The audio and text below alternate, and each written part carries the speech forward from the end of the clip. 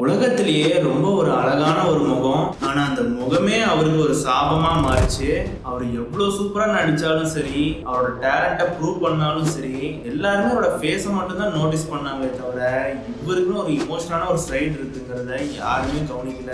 கொரியால face ஜீனியஸ்னு சொல்லப்படுற சா இன்வூவோட ஒரு இமோஷனான ஒரு ஸ்டோரியை இந்த வீடியோல பார்க்கலாம். சா இன்வூவோட ஒரு உண்மையான பேரு லீ டாங் மின். இவர் நம்மள மாதிரியே ஒரு மிடில் கிளாஸ் பையன் தான். இவர் டிராமாஸ்ல வர மாதிரியே ஸ்கூல்ல ஒரு டாப்பர் தான், பெஸ்ட் ஸ்டூடெண்ட் கூட சொல்லலாம். சா இன்வூ ஒரு ஆக்டர் ஆகணும்லாம் அவர் நினைக்கவே கிடையாது. ஒரு பெரிய வக்கீலோ இல்ல ஒரு பெரிய டாக்டர் ஆகணும்னு தான் ஆசைப்பட்டாரு. ஆனா லைஃப்ல நம்ம நினைச்சது என்னைக்குமே நடக்காதுங்கிற மாதிரி இவர் லைஃப்ல ஒரு பெரிய மேஜிக் நடக்குது.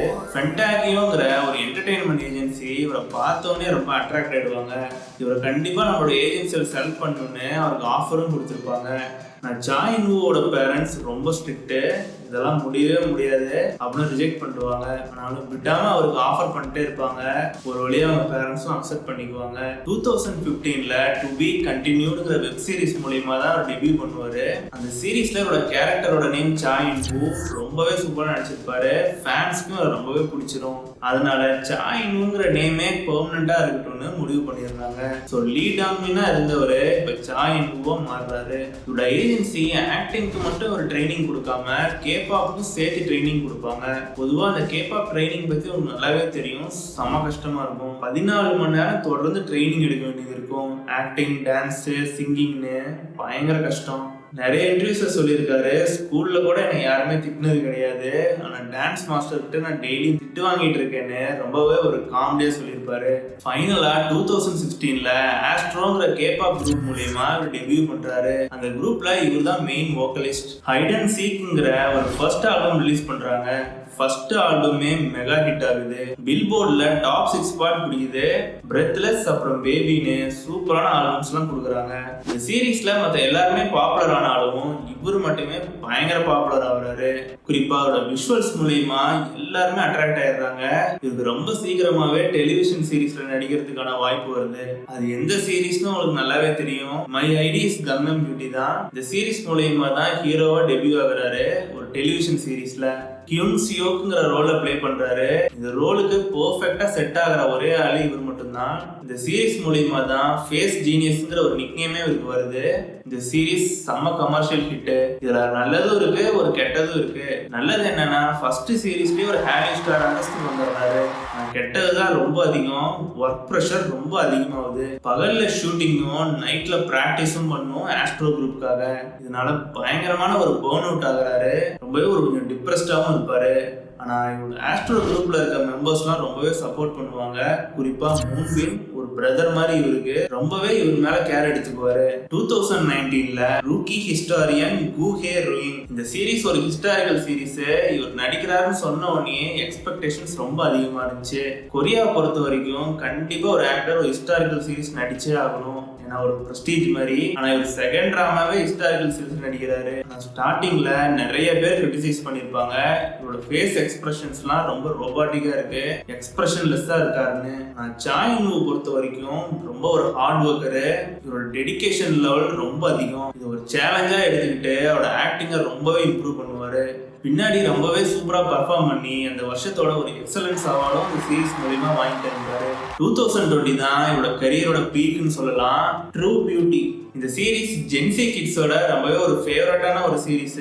இதுல சூப்போங்கிற ஒரு கேரக்டர் நடிச்சிருப்பாரு. இது இவரோட ரியல் லைஃப் கேரக்டர் மாதிரியே இருக்கும். இவரோட கேரக்டர் ரொம்பவே கூலா இருக்கும். பெருசா ரொம்பவே எக்ஸ்பிரஷன் பண்ண மாட்டாரு. எல்லா ஃபீலிங்ஸும் உள்ளே வச்சுக்குவாரு. சீரீஸ்ல ஹீரோயின் நடிச்ச காயும் கூட செம கெமிஸ்ட்ரி இருக்கும். ரியல் லைஃப்லயுமே டேட்டிங் ரூமர்ஸ் வந்துச்சு. இந்த சீரீஸோட ஹைலைட் என்னன்னா இந்த சீரீஸும் செகண்ட் லீட் சிண்ட்ரோம் உருவாக்கும். இந்த சீரீஸ்ல செகண்ட் ஹீரோவா நடிச்ச ஹவாங் இன் ஈயோ ரொம்பவே சூப்பரா நடிச்சிருப்பாரு. இவருக்குன்னு ஒரு தனிப்பட்ட ஒரு ஃபேன் பேஸே உருவாகிடுச்சு. இந்த சீரீஸ்ல இவங்க ரெண்டு பேருக்குமே சூப்பரான ஒரு ரொமான்ஸ் இருக்கும். இந்த சீரீஸ் செம குளோபல் ஹிட் ஆகுது. ஓவர் நைட்ல 4 மில்லியன் ஃபாலோவர்ஸ்க்கு மேல இன்ஸ்டாகிராம்ல ஒரு ஃபாலோ பண்ணியிருக்காங்க. சரி பரவாயில்லையே, லைஃப்லாம் ரொம்ப சூப்பரா போயிட்டு இருக்கேன்னு நீங்க நினைப்பீங்க. ஆனா இங்கதான் பெரிய பிரச்சனையே ஆரம்பிக்குது. இந்த சீரீஸ்னால இவர் ஒரு மிஸ்டர் பெர்ஃபெக்ட்னே பிராண்ட் பண்ணுவாங்க. இவர் ஒரு இன்டர்வியூ கொடுத்தா கூட இவரோட ஃபேஸோட பெர்ஃபெக்ஷனே பார்ப்பாங்க. ஒரு ஆங்கிள்லயாவது இவரோட ஃபேஸோட எக்ஸ்பிரஷன் மாறுதான்னு. இதனாலேயே இவருக்கு பயங்கர ஒரு ஸ்ட்ரெஸ் ஆகுது. ஏன்னா இவரோட இமேஜை ப்ரொடெக்ட் பண்றதுக்காக எது பேசினாலும் யோசிச்சு பேச வேண்டியதா இருக்கும். ஒரு ஐடல்னா இப்படிதான் இருக்கணும்னு இவர் தான் ஒரு பெஞ்ச் மார்க்கா வச்சிருக்காங்க. இது ரொம்பவே ஒரு தப்பு தான். ஏன்னா ரியல் லைஃப் கேரக்டரான லீட் ஆன் மின்ன ரொம்பவே ஒரு ஓவர் ஷேடோ ஆயிடுது. இதில் பிரேக்கிங் பாயிண்டா மாஸ்டர் இன் த ஹவுஸ் அப்படிங்கிற ஒரு வெரைட்டி ஷோல நான் லீட் ஆன் மின்னா இருக்க தான் நான் ரொம்பவே விரும்புகிறேன். சாய் மூவா இருக்க விரும்பவே இல்லை. அது என்னோட கேரக்டரும் கிடையாதுன்னு ரொம்பவே ஃபீல் பண்ணி அழுதுருக்காரு. இது அந்த டைம்ல ரொம்பவே சென்சேஷன் ஆச்சு. ஃபேன்ஸ்க்கு ரொம்பவே ஒரு டிஃப்ரெண்டான ஒரு மைண்ட் செட்டும் இது மூலமா வந்துச்சு. ஃபர்ஸ்ட் டைம் ஐலாண்டுங்கிற ஒரு டார்க் ஃபேண்டசி சீரீஸ்ல நடிக்கிறாரு. இதுல ஒரு ப்ரீஸ்டா நடிப்பாரு.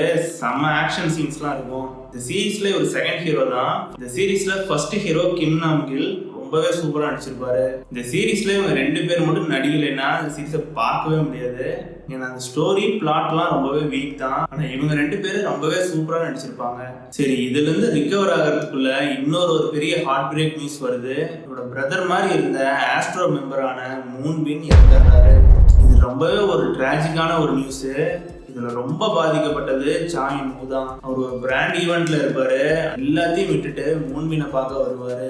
இது பர்சனலாவே அவருக்கு ரொம்ப ஹர்ட் ஆயிடுச்சு. ஏன்னா மூன்பின் ரொம்பவே ஒரு சேர்ஃபுல்லான ஒரு கேரக்டர். அதனால இந்த ஹார்ட் பிரேக் அவருக்கு ரொம்பவே ஹர்ட் ஆயிடுது. அவரோட கரியர்ல ஒரு பிரேக் எடுத்துக்கிறாரு. இப்போ இவரோட கம்பேக் ரொம்பவே ஒரு டிஃப்ரெண்டா இருக்கும். ரொம்பவே ஒரு டிஃப்ரெண்டான ஸ்டோரிஸ்ல தான் நடிக்க ஆரம்பிக்கிறாரு. Good day to be a talk இந்த சீரீஸ் ரொம்பவே ஒரு டிஃப்ரெண்டான ஒரு வைப்பு. இந்த சீரீஸ் தான் இவரை ரொம்பவே ஹீல் பண்ணிடுச்சுன்னு கூட சொல்லலாம். இந்த சீரீஸ்ல இருந்த டாக்ஸ் அப்புறம் ரொம்பவே இந்த அட்மாஸ்பியர் எல்லாமே இவரை ரொம்பவே ஹீல் பண்ணியிருக்கு. ட்ரூ பியூட்டிக்கு அப்புறம் இந்த சீரீஸ் தான் ஃபேன்ஸ்க்கு ரொம்பவே ஒரு ட்ரீட்டா அமைக்குது. அப்புறம் ஒண்டர் வேர்ல்டு இந்த சீரீஸ்ல ஒரு ரகட் பாயா நடிச்சிருப்பாரு. இவரோட கேரக்டரே செம ஆக்ஷன் பேக்டா இருக்கும். கிரிட்டிக்ஸ் முதல் கொண்டு இந்த சீரீஸ்ல இவரோட இமோஷனல் ஆக்டிங்கை ரொம்பவே பாராட்டியிருப்பாங்க. இவரோட பெஸ்ட் சீரீஸ் இதுதான்னு ரொம்பவே பாராட்டியிருக்காங்க. சரி, அப்ப ஆஸ்ட்ரோ குரூப்போட நிலைமை என்னாச்சுன்னு நீங்க கேட்பீங்க. ஆஸ்ட்ரோ குரூப்போட 7 years கான்ட்ராக்ட் எக்ஸ்பயர் ஆகிற மாதிரி இருக்கும். பிராண்ட் டீல்ஸ் முதல் கொண்டு இவருக்கு நிறைய ஆஃபர்ஸ் வந்துச்சு. ஆனா அது எல்லாமே ரிஜெக்ட் பண்ணுவாரு.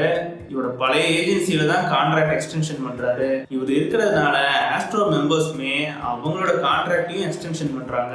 சாய் இன்-வூ எவ்வளோ ஒரு நல்ல கேரக்டர்னா எந்த விதமான ஒரு பெரிய ஈவெண்ட்ல இவர் கலந்துக்கிட்டாலும் இவரோட நேமை சாய் இன்-வூன்னு சொல்ல மாட்டாரு. ஆஸ்ட்ரோ மெம்பர் சாய் இன்-வூன்னு தான் சொல்லுவாரு. இவரோட முக்கியமான கிரெடிட்ஸ்லாம் ஆஸ்ட்ரோவுக்கு தான் கொடுப்பாரு.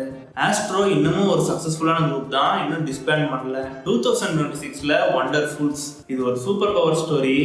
ஒரு கொரியன் அவெஞ்சர்ஸ் மாதிரி வச்சுக்கோங்க. ஆனா பயங்கர காமெடியான ஒரு சீரீஸ். பார்க் யூன்பின் கூட நடிச்சிருப்பாரு. இந்த டிராமால மட்டும் கிடையாது, ரியல் லைஃப்லயுமே பார்க் யூன்பின் செம சப்போர்ட் பண்ணியிருக்காங்க. இந்த சீரீஸ் நடிக்கிறப்ப ஒரு டாக்ஸ் இவேடிங் கான்ட்ரோவர்சி வந்திருக்கும். இந்த சீரீஸ் நடிச்சிட்டு இருக்கப்ப சாய் இன்-வூவை தூக்கலாம் கூட நடிச்சாங்க. ஆனா பார்க் யூன்பின் தான் ஃபுல் சப்போர்ட் பண்ணியிருக்காங்க. அவங்க சப்போர்ட்க்கு ஏற்ற மாதிரி இந்த சீரீஸ்ல செம சூப்பரா நடிச்சிருப்பாரு. ஆக்ஷன் சீன்ஸ்லாம் ரொம்பவே ட்ரெண்டிங்ல இருக்கு. இந்த சீரீஸ் நெட்ஃபிளிக்ஸ்ல ரொம்பவே டாமினேட் பண்ணிட்டு இருக்கு. இந்த வருஷத்தோட ஒரு நல்ல ஒரு என்டர்டெயின்மெண்டான ஒரு சீரீஸ். இந்த சீரீஸோட ஒரு சக்சஸை கொடுத்துட்டு தான் இவர் மிலிட்டரி என்லிஸ்ட்மெண்ட் பண்ணிக்கிறாரு. இவரோட கம்பேக்காக ஃபேன்ஸ் எல்லாருமே வெயிட் பண்றாங்க. சாய் மூங்கிற ஒரு கேரக்டரை விட லீட் ஆன் மின்ங்கிற ஒரு ரியல் லைஃப் கேரக்டர் ரொம்பவே சூப்பரான ஒரு கேரக்டர். ரொம்பவே ஒரு லாயலான ஒரு ஆளு. இன்ஸ்டாகிராம் ஃபாலோவர்ஸ் மட்டுமே 4.7 crores இருக்காங்க. ஒரு ஐடல் ஆக்டரா இதுதான் ரொம்பவே அதிகம். நம்ம சேனலோட நெக்ஸ்ட் வீடியோக்கான ஹிண்ட் இதுதான்.